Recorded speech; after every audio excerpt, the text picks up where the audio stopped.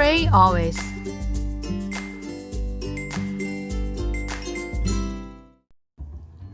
As Jesus began his journey to Jerusalem, he talked about the Lord's Prayer and about the attitude towards praying and the reason for praying.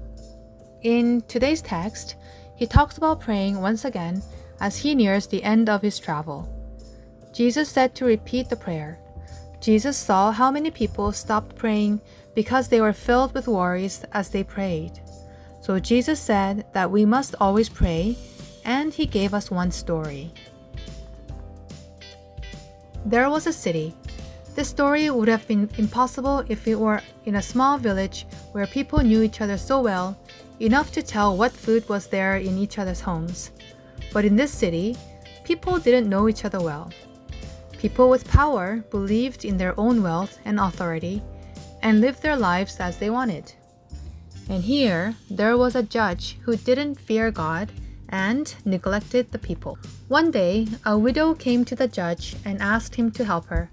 In the city, the widow ran into so many problems that bothered her and were unjust.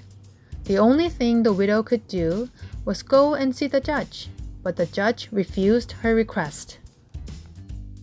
But once again, the woman came to see the judge.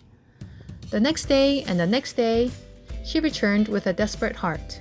After the widow's repeated efforts, the judge gave in and said, "I'm not afraid of God, and I don't care about people, but this woman bothers me so much that I have no choice but to help her." Bothering means to repeatedly hit a vulnerable spot. The widow's repeated plea changed even a rude judge's mind.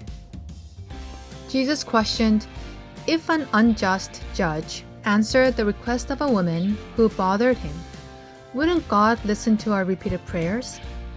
So he tells us to always pray. Then he throws us this last question.